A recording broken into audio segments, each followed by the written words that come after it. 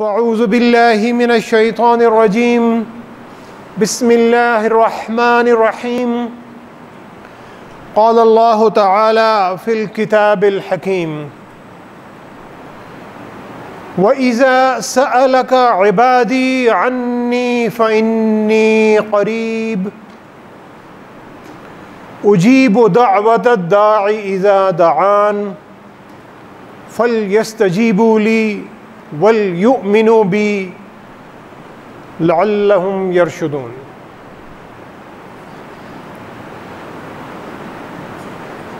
سامعین گرامی، آج کل کے دنوں میں مایوسی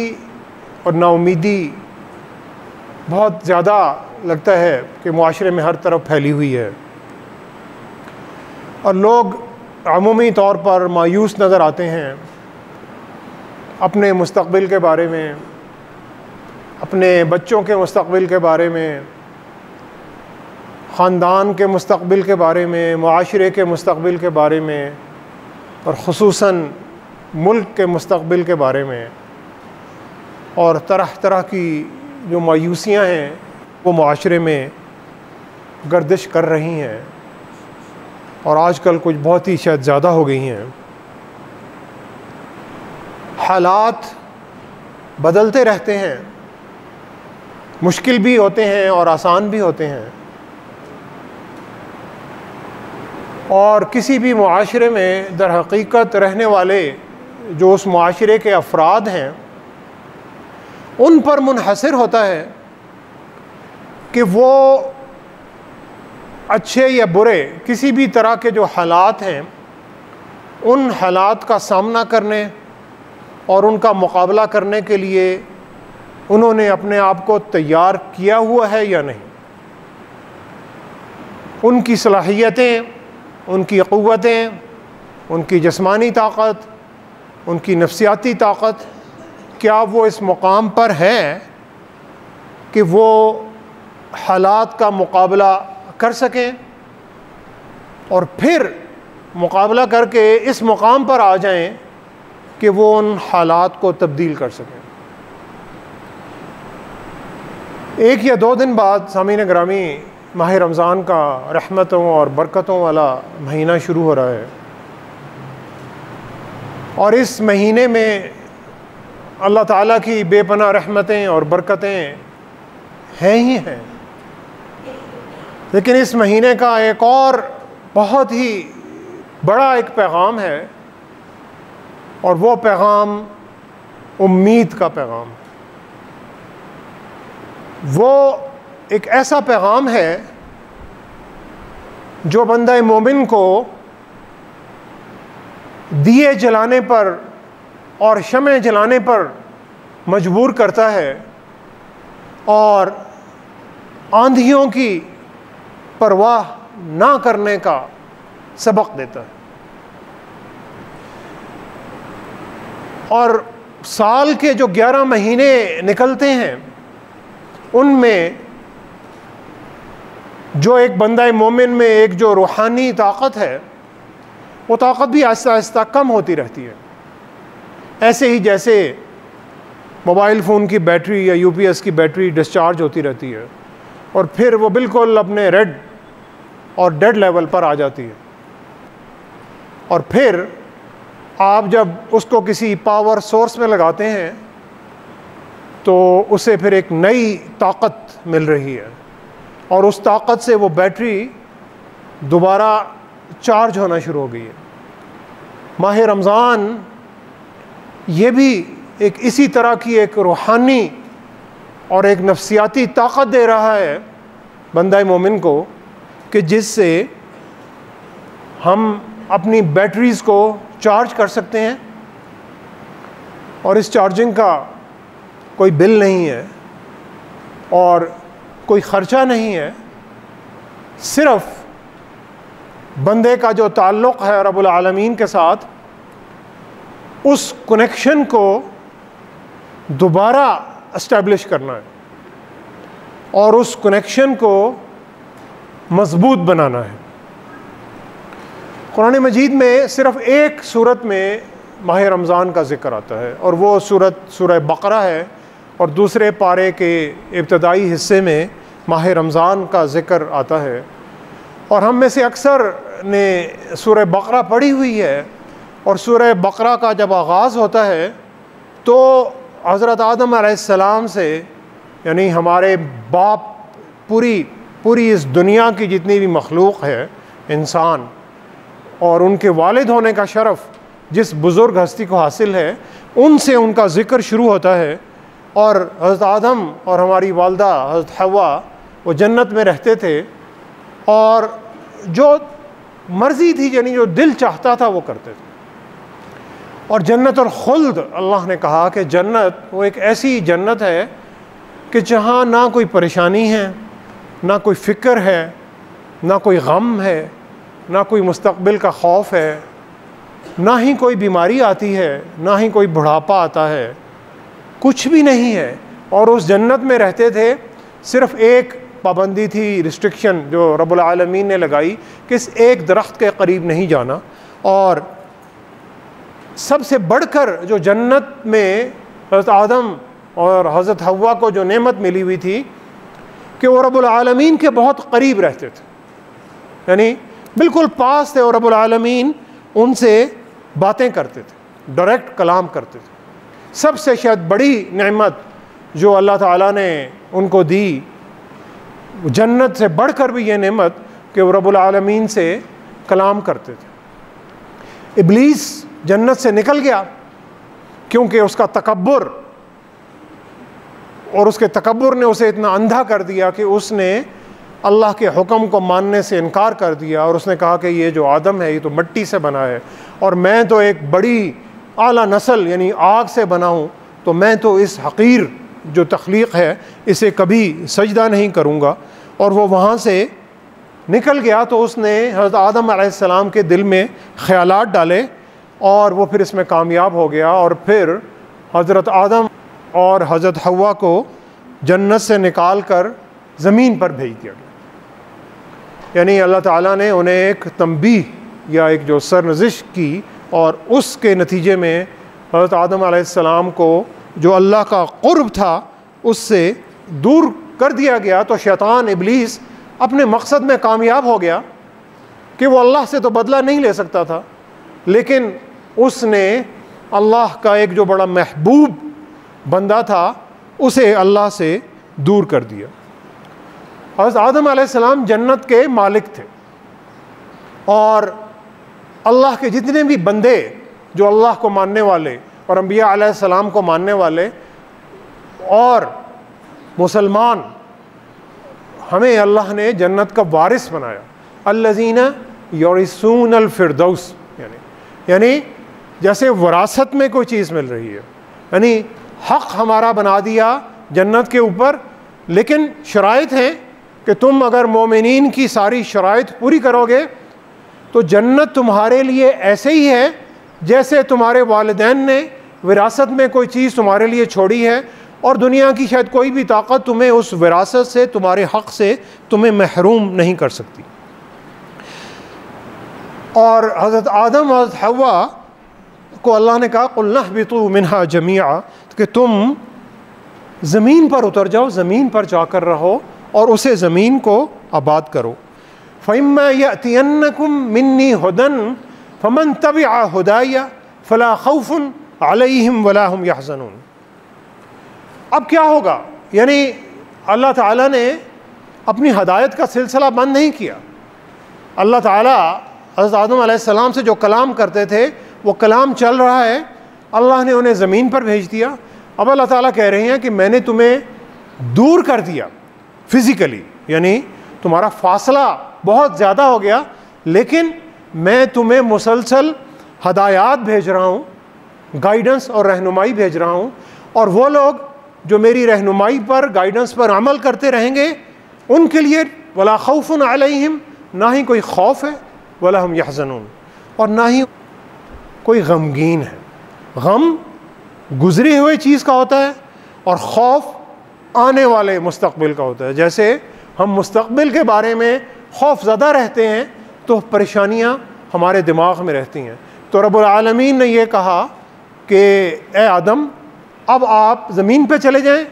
ہم آپ کو ہدایات بھیجتے رہیں گے، آپ اور وہ لوگ جو ان ہدایات کی پیروی کرتے رہیں گے ان پر نہ ہی کوئی خوف ہوگا اور نہ ہی کوئی غم ہوگا، اور یہ لوگ خوش رہیں گے۔ خوش کہاں رہیں گے؟ دنیا میں بھی رہیں گے اور آخرت میں بھی خوش رہیں گے۔ ان کے لیے دنیا میں جنت کا ایک چھوٹا سا ایک نمونہ پیش کر کے دکھایا جائے گا۔ وہ اس لیے کہ اگر رب العالمین نے اس زندگی میں ہمیں نعمتیں عطا نہ کی ہوتیں، جیسے وہ کہتے ہیں کہ پریویو، ایک پیش نظارہ جیسے کہتے ہیں، وہ اگر نہ ہوتا تو جو آخرت میں جنت میں ملنے والی نعمتیں ہیں ان نعمتوں کو تو ہم کبھی سوچ ہی نہیں سکتے تھے۔ اللہ تعالیٰ کی ساری تخلیق، پہاڑ، درخت، ہوا، دریا، سمندر، چہچہاتے پرندے، پانی، کھانا، یعنی ریپ اللہ نے کہا کہ وَالنَّخْلُ ذَاتُ الْأَكْمَامِ، کہ وہ جو کھجوروں کے شگوفے لپٹے ہوئے جن پہ اللہ نے ایک بڑی ریپنگ کر کے اور بڑے خوبصورت انداز میں یہ جو پھل تمہیں دیے، اونٹ دیے، تمہیں گھوڑے دیے، تمہیں سامان زیبائش دیا، تمہیں خوبصورتی دی، فَأَحْسَنَ صُوَرَكُمْ، کتنی ہی اچھی تمہاری صورتیں بنائیں، تمہیں خوبصورتی کا ایک سٹینڈرڈ دیا۔ یہ اگر اللہ نے دنیا میں نہ دیا ہوتا تو یہ آخرت کا تو تصور انسان کے ذہن میں آ ہی نہیں سکتا تھا۔ تو اس لیے جب بھی اللہ تعالیٰ قرآن مجید میں اپنی نعمتوں کا ذکر کرتے ہیں اور پھر ان نعمتوں کے ساتھ جنت کا ذکر آتا ہے تو پھر ہمارے ذہن میں ایک تصور آتا ہے کہ اگر دنیا میں یہ چیزیں اتنی خوبصورت ہیں تو وہ جو جنت الخلد ہے وہ کتنی خوبصورت ہوگی۔ اور پھر اللہ نے ایک رہنمائی، گائیڈنس اور ایک جیسے ایک میپ اور ایک نقشہ اور ایک جو ڈائریکشنل میپ وہ دے کر بھیج دیا کہ تم نے یہاں جانا ہے، یہاں نہیں جانا، یہ کام کرنا ہے، یہ کام نہیں کرنا، یہاں پر شروع ہونا ہے، یہاں پر رک جانا ہے۔ یہ پوری زندگی گزارنے کا ایک سبق دے کر بھیج دیا۔ اور یہ کام کون کرتا رہا؟ یہ کام انبیاء علیہ السلام کرتے رہے، اور ان انبیاء علیہ السلام کو رب العالمین جو کتابیں عطا کرتے رہے وہ کتابیں یہ کام کرتی رہیں۔ اور بہت سارے انبیاء کا قرآن مجید میں ذکر آتا ہے، اور بہت سارے ایسے انبیاء ہیں جن کا اللہ تعالیٰ نے قرآن مجید میں ذکر بھی نہیں کیا۔ وَمِنْهُمْ مَن لَّمْ نَقْصُصْ عَلَيْكَ، بہت ساروں کا ہم نے اس میں ذکر ہی نہیں کیا۔ اور یہ ہدایات حضرت آدم علیہ السلام سے شروع ہوئیں، حضرت نوح علیہ السلام، حضرت موسیٰ علیہ السلام، حضرت عیسیٰ علیہ السلام، اور سارے انبیاء سے گزر کر ان ہدایات کا نقطہ عروج پہنچتا ہے نبی کریم صلی اللہ علیہ وسلم کی ذات مبارکہ پر، اور ان کے ساتھ اس نور پر جو نبی کریم صلی اللہ علیہ وسلم کو قرآن مجید کی شکل میں ایک کتاب حکیم اور حکمت والی ایک کتاب اور ایک علم والی اور ایک مبارک اور ایک مقدس کتاب عطا کر دی گئی۔ اور اس کتاب کو اللہ نے اللہ کی رسی بھی کہا، وَاعْتَصِمُوا بِحَبْلِ اللَّهِ جَمِيعًا، اور تم اللہ کی اس رسی کو مضبوطی سے تھام لو، اور وہ رسی ایسی ہے لَا انْفِصَامَ لَهَا، وہ کبھی دھوکہ دینے والی رسی نہیں ہے، وہ ٹوٹتی بھی نہیں ہے۔ ایسے ہی ہے جیسے آپ بلندی پر چڑھنا چاہتے ہیں تو آپ کسی رسی کو پکڑتے ہیں، یا کوئی لفٹ ہے یا کوئی ایلیویٹر ہے، تو دنیا کی جتنی بھی لفٹیں اور جو ایلیویٹرز ہیں وہ رسیوں سے ہی چلتی ہیں، وائر روپ سے چلتی ہیں، اور وہ رسی کبھی کبھی ٹوٹ بھی جاتی ہے، اور آپ دیکھتے ہیں کہ کہیں کوئی چیئر لفٹ ٹوٹ گئی یا کوئی لفٹ ٹوٹ گئی اور اتنا نقصان ہو گیا۔ رب العالمین کہتے ہیں جو میری رسی ہے لَا انْفِصَامَ لَهَا، یہ ٹوٹنے والی نہیں ہے، یہ تمہیں دھوکہ بھی نہیں دیتی۔ اس رسی کو تم تو چھوڑ سکتے ہو، یہ رسی تمہیں نہیں چھوڑے گی۔ اور یہ ایک وہ فلائٹ ہے کہ جیسے آپ فلائٹ میں جا رہے ہیں، آپ پہنچتے ہیں، بورڈنگ کا ایک ٹائم ہے، اور اس ٹائم سے آپ لیٹ ہو جائیں تو وہ فلائٹ نکل جاتی ہے، آپ کا انتظار نہیں کرتی۔ اور اگر کوئی VIP صاحب آ رہے ہیں تو فلائٹ آپ کو لگتا ہے کہ فلائٹ ڈیلے ہو گئی ہے، کیونکہ کوئی بڑے صاحب آ رہے تھے اور اس کے لیے فلائٹ ڈیلے ہو گئی ہے۔ سامعین گرامی، یہ جو اللہ کی فلائٹ ہے، اللہ کی رسی ہے، یہ آپ کے لیے، ہم سب کے لیے بنی ہوئی ہے، اور اس میں ہر شخص وی آئی پی ہے۔ جب تک آپ اس میں بیٹھیں گے نہیں، یہ فلائٹ چلے گی نہیں۔ ہر شخص، چھوٹے سے چھوٹا، بڑے سے بڑا، اللہ کے ہاں وہ سارے وی آئی پیز ہیں۔ ہم نہ چڑھنا چاہیں وہ ایک الگ بات ہے، لیکن اگر ہم چڑھنا چاہیں، چاہے جتنے بھی لیٹ ہیں، چاہے ساری عمر گزر گئی ہے، اللہ نے یہ فلائٹ روک کر رکھی ہوئی ہے کہ جب تمہارا دل چاہے گا تم اس فلائٹ میں قدم رکھو گے اور یہ فلائٹ تمہیں میرے پاس لے آئے گی۔ اور حضرت آدم علیہ السلام کا جو مشن تھا وہ اپنے کلائمیکس پر اس وقت پہنچتا ہے جب رب العالمین اس قرآن کے اس نور کو اور اس رسی کو عطا کر کے امت مسلمہ کے پاس چھوڑ کر جا رہے ہیں۔ اور یہ قرآن ہمارے لیے ایک ذریعہ ہے کہ اس کے ذریعے ہم جنت کا ایک پریویو دیکھ سکیں، ہم تصور میں لا سکیں کہ یہ جو دنیا میں اللہ نے نعمتیں دی ہوئی ہیں، یہ جنت میں یہ کیسی نعمتیں ہوگی۔ اور یہ ایک ذریعہ ہے کہ جس سے ہم اللہ تک پہنچ سکتے ہیں۔ اور پھر اللہ نے یہ بھی بتایا کہ تم اگر اس راستے پر چلتے ہو تو تمہارے قدم تھکتے ہیں، تھک جائیں، تم گرتے ہو، گر جاؤ، لیکن اللہ کو اس سے غرض نہیں ہے کہ تم کتنی دفعہ گرے ہو، کہ تم کتنی دفعہ فیل ہوئے ہو، کہ تم نے کتنی دفعہ غلطیاں کی ہیں، تم کتنی دفعہ پیچھے رہ گئے۔ عام زندگی میں وہ طالب علم جو فیل ہوتا ہے وہ 1 سال پیچھے چلا جاتا ہے۔ اللہ کے ہاں جو فیل ہوتا ہے، جو ناکام ہوتا ہے، وہ عارضی طور پر ناکام ہے۔ اللہ نے دروازہ کھلا رکھا ہے، تم دوبارہ واپس آ سکتے ہو، اس لیے کہ تم اپنے والد حضرت آدم علیہ السلام کی سنت پر چل رہے ہو، تم ابلیس کی سنت پر نہیں چل رہے ہو۔ ابلیس کی سنت نا امیدی کی سنت ہے۔ ابلیس کی سنت یہ ہے کہ اگر ایک دفعہ ناکام ہو گئے، فیل ہو گئے، ساری عمر تمہارے پاس کامیابی کا کوئی راستہ نہیں۔ اور ابلیس کا عربی زبان میں جو ترجمہ ہے، اس کا ایک ترجمہ ہی نا امیدی ہے، یعنی نا امیدی کی انتہا پر پہنچی ہوئی ہستی وہ ابلیس ہے، وہ نا امیدی کا سبق ہے۔ حضرت آدم علیہ السلام کی سنت پلٹ کر آنے کی سنت ہے، گر کر کھڑے ہونے کی سنت ہے، گناہ کر کر توبہ کرنے اور دوبارہ نیکی کرنے کی سنت ہے۔ پیارے نبی صلی اللہ علیہ وسلم نے فرمایا کل بنی آدم خطاؤن، یعنی بنی آدم کی ساری اولاد غلطیاں کرتی ہے، بار بار کرتی ہے۔ خطاؤن کا مطلب یہ ہے کہ وہ غلطیوں کی انہیں ایڈکشن ہے، وہ بار بار کرتے ہیں، لیکن وہ بار بار اللہ کی طرف دوبارہ پلٹ کر آتے ہیں، کیونکہ غلطیوں پر اگر بندہ مومن نادم ہوتا ہے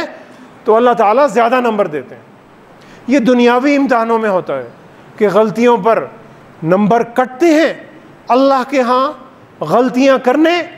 اور غلطیوں پر نادم اور پشیمان ہونے اور ان غلطیوں کو دوبارہ نہ کرنے کا عہد کرنے اور دوبارہ نیکی کرنے کے لیے اللہ نے بے انتہا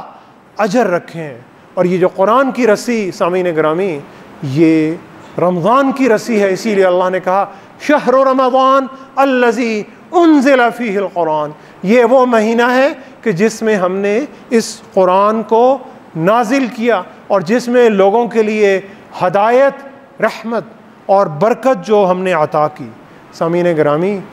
یہ برکتوں والا مہینہ ہمارے پاس آیا ہی چاہتا ہے، اور اس برکتوں والے مہینے میں یہ ہم پر منحصر ہے کہ فلائٹ کھڑی ہوئی ہے، انتظار کر رہی ہے، اور ہم نے اس میں چڑھنا ہے کہ نہیں چڑھنا۔ اور اس کے لیے دنیاوی زندگی میں جیسے ہم کبھی اداس ہوتے ہیں کسی اپنے پیارے کے بارے میں، تو پہلی بات ذہن میں کیا آتی ہے کہ بڑا عرصہ ہو گیا ہے اس پیارے کی آواز نہیں سنی، تو فون اٹھاؤ، کال ملاؤ، اس سے بات تو کر لوں، بیٹے سے، بیٹا باپ سے بات کر لے، بیٹی ماں سے بات کر لے، شوہر بیوی سے بات کر لے کہ بڑی جدائی ہو گئی، بڑی اداسی ہو گئی، اب بات تو کر لوں تاکہ وہ اداسی اور جو غمی ہے وہ دور ہو جائے۔ تو سامعین گرامی، اللہ سے اگر بات کرنی ہے تو اللہ نے وہی تحفہ دے دیا، شہر رمضان الذی انزل فیہ القرآن، کہ قرآن دے دیا ہے۔ اللہ سے بات کرنی ہے تو قرآن مجید سنیں، اللہ سے بات کرنی ہے تو اللہ کا کلام پڑھیے، اللہ کا کلام سنیے، اللہ کا کلام سمجھیے۔ صرف ایک آیت ہی سمجھ لیں اور اس طرف اگر ایک آیت کو اگلے آنے والے 11 مہینوں میں اپنی زندگیوں میں نافذ کر لیں، اور پھر کئی رمضان اللہ تعالی ہمیں عطا کرتے ہیں، تو سامعین گرامی جو زندگی ہے وہ ایک بڑے ہی ایک اچھے طریقے سے گزر سکتی ہے۔ اور دوسرا یہ ہے کہ جب ہم کہیں بیٹھے ہوتے ہیں اور کوئی چیز پڑھ رہے ہیں تو بیچ میں کوئی انٹرپشنز آتی ہیں، کبھی فون بولتا ہے، کبھی انٹرنیٹ کا کوئی میسج آتا ہے، کبھی کوئی نوٹیفیکیشن آتی ہے، کبھی کوئی بچہ آتا ہے، کبھی کوئی آتا ہے، تنگ کرتا ہے سامعین گرامی، اور ہم کہتے ہیں یار تنگ نہیں کرو، میں کوئی کام کر رہا ہوں، یا سامنے کوئی بندہ بیٹھا ہوا ہے اور آپ اپنے فون پر لگے ہوئے ہیں، تو اگلا کہتا ہے بھائی میں تم سے بات کرنے آیا ہوں، تم فون پہ کیا کر رہے ہو؟ انٹرپشنز آ رہی ہیں۔ رمضان کے مہینے میں جو انٹرپشنز کا جو سورس ہے وہ ابلیس ہے، اور اس سورس کو اللہ نے زنجیروں میں جکڑ کر ڈال دیا ہے، اس سورس کو اللہ نے بند کر دیا ہے۔ کوئی انٹرپشن نہیں ہے بندے کے اور اس کے محبوب رب العالمین کے درمیان، کوئی انٹرپشن نہیں ہے، کوئی رکاوٹ نہیں ہے۔ ابلیس اگر زنجیروں میں جکڑا ہوا ہے تو مجھے اپنی انا کو، اپنے تکبر کو، اپنے حسد کو، اپنے غصے کو، ان ساری چیزوں کو اسی زنجیروں میں جکڑ کر دفن کرنے کی ضرورت ہے، اور رب العالمین سے اپنا جو سلسلہ جو منقطع ہو گیا ہے یا پیچھے رہ گیا ہوں، اس سلسلے کو دوبارہ بحال کرنے کی ضرورت ہے۔ اور پھر انہی آیتوں کے آگے اللہ تعالیٰ کہتے ہیں وَإِذَا سَأَلَكَ عِبَادِي عَنِّي فَإِنِّي قَرِيب۔ اور اے نبی صلی اللہ علیہ وسلم، جب میرے بندے، اللہ کہہ رہے ہیں کہ جب میرے بندے آپ سے میرے بارے میں سوال کریں، یعنی اللہ کے بندے نبی کریم صلی اللہ علیہ وسلم سے اللہ کے بارے میں سوال کریں، فَإِنِّي قریب، انہیں معلوم ہونا چاہیے کہ میں ان کے نزدیک ہوں، ان کے بالکل ساتھ ہوں۔ اجیب دعوت الداعی اذا دعان، میں ہر پکارنے والے کی پکار کو سنتا ہوں جب بھی مجھے پکارتا ہے۔ پہلی 4 لفظوں میں نبی رحمت صلی اللہ علیہ وسلم سے اللہ مخاطب ہیں، پھر فإنی قریب، یعنی طرز مخاطب بدل رہا ہے۔ اللہ نبی کریم صلی اللہ علیہ وسلم سے مخاطب نہیں ہے، قل فإنی قریب نہیں کہا، فإنی قریب، اے میرے بندو میں تم سے قریب ہوں، تمہارے بالکل ساتھ ہی ہوں، درمیان میں کوئی دربان نہیں ہے، کوئی پروٹوکول نہیں ہے، کوئی سفارش نہیں ہے، کسی کا کوئی وسیلہ بننا، کوئی وسیلہ ڈھونڈنے کی ضرورت نہیں ہے، ڈائریکٹ میرے پاس آؤ، ہر پکارنے والے کی پکار کو میں سنتا ہوں جب بھی وہ مجھے پکارتا ہے، اور فوراً اس کو رسپونڈ کرتا ہوں۔ صرف رخ اس کی طرف کرنا ہے، صرف اپنا چہرہ اس کی طرف کرنا ہے، چاہے بیٹھے ہوئے ہیں، چاہے لیٹے ہوئے ہیں، چاہے رات کا آخری پہر ہے، چاہے کچھ بھی ہیں، رب سے بات کرنی ہے۔ سامعین گرامی، ہم میں سے اکثر، جس میں بھی شامل ہوں، اکثر ہم اپنے رب سے بات نہیں کرتے۔ دعائیں تو پڑھتے ہیں، رب سے بات نہیں کرتے، ہاتھ بھی اٹھاتے ہیں، مسنون دعائیں بھی پڑھتے ہیں، لیکن عربی زبان کی، پنجابی زبان کی، پشتو زبان کی اللہ کے یہاں کوئی قید نہیں ہے۔ کبھی اللہ سے اپنی زبان میں بھی بات کریں، اردو میں بات کریں، پنجابی میں بات کریں کہ اللہ میں اس مصیبت میں ہوں، میں اس مشکل میں ہوں، مجھے ان مشکلوں سے نکال دیجئے، مجھے ان مصیبتوں سے نکال دیجئے۔ سامعین گرامی، اس سلسلے کو بحال کرنا ہے، حضرت آدم علیہ السلام کی اس سنت کو دوبارہ زندہ کرنا ہے، اور وہ سنت کہ جو رب العالمین سے ان کا سلسلہ زمین سے لے کر آسمان تک، جنت خلد تک، اور اس سے بھی اوپر عند سدرۃ المنتہا کہ جہاں پر رب العالمین کا فرش ہے اس سلسلے کو جوڑتی ہے، اور اس سلسلے کو پیارے نبی صلی اللہ علیہ وسلم نے ہمیں اس قرآن کی نعمت کے ذریعے ہمیں عطا کیا۔ تو رب العالمین کی بات سننی ہے تو قرآن پڑھیے، قرآن سنیے، قرآن کو سمجھیے، اور رب العالمین سے آپ نے بات کرنی ہے تو دعا کیجیے، تو آپ کی جو کمیونیکیشن ہے یہ مکمل ہو جاتی ہے۔ کیونکہ اگر ایک بندہ بول رہا ہے اور دوسرا اپنی بات اس تک پہنچا نہیں سک رہا تو یہ کمیونیکیشن نہیں ہے، یہ ون وے براڈ کاسٹ اسے کہتے ہیں۔ آپ نے اس کمیونیکیشن کا جو پورا ایک سائیکل ہے اسے مکمل کرنا ہے۔ قرآن کو سنیے، اللہ کے کلمات کو سنیے اسی طرح کہ جس طرح اللہ نے جبریل امین کے ذریعے پیارے نبی صلی اللہ علیہ وسلم کی زبان مبارکہ سے ادا کیے، انہی آواز میں، اسی تلفظ میں قرآن مجید کو سنیے، اسے ایبزارب کیجئے، اسے پڑھیے، اسے سمجھنے کی کوشش کیجئے، پھر رب العالمین کے ساتھ اپنا مدعا لے جائیے کہ رب العالمین مجھے وہ حوصلہ دے دیجئے، مجھے وہ صلاحیتیں دے دیجئے کہ میں ان حالات کا مقابلہ کر سکوں۔ سامعین گرامی، اسی کمیونیکیشن کو دوبارہ اس ماہ رمضان میں زندہ کرنے کی ضرورت ہے، کیونکہ رب العالمین کا ان کے اپنے بندوں پر پورا اعتماد ہے، فل ٹرسٹ ہے۔ یہ جو نو ٹرسٹ ہے، یہ جو عدم اعتماد ہے، یہ بندے بندوں پر کرتے ہیں، یہ انسان انسانوں پر کرتے ہیں۔ انسان بک جاتے ہیں، وفاداریاں تبدیل کرتے ہیں، اپنا مفاد دیکھتے ہیں، کسی کو اگنور کیا وہ ناراض ہو گیا، انہوں نے اپنا گروپ بنا لیا۔ یہ عدم اعتماد انسان انسان سے لاتا ہے۔ اللہ نے اپنے بندوں پر پورا اعتماد کر کے بندوں کو چھوڑ دیا۔ یہ بندوں پر منحصر ہے کہ وہ اس اعتماد کو اٹھا کر دوبارہ اپنے خالق کی طرف لے کر جاتے ہیں اور اپنی پریشانیاں اس کے پاس لے کر جاتے ہیں یا نہیں جاتے۔ سامعین گرامی، زندگی میں جب ہم کسی مصیبت یا پریشانی میں ہوتے ہیں تو ہمیں پہلی جو ہستی یاد آتی ہے، سب سے پہلا کسی کو فون کرنا ہے، ہم اس بندے کو فون کرتے ہیں جو ہمیں پورا یقین ہے کہ ہم سے محبت کرتا ہے اور میری بات کو ٹالے گا نہیں، اور میں مصیبت میں ہوں اور میری اس مصیبت کو دور کر دے۔ اور جب ہم خوشی کی حالت میں ہوتے ہیں، کوئی خوشی اور کامیابی ملتی ہے، تو پہلا میسج، پہلا فون اس بندے کو کرتے ہیں جس سے ہم محبت کرتے ہیں۔ مصیبت کے وقت میں پہلی کال، پہلا میسج اس ہستی کو جا رہا ہے جو ہم سے محبت کرتی ہے۔ خوشی کے وقت میں پہلا میسج اس کو جا رہا ہے جس سے میں محبت کرتا ہوں۔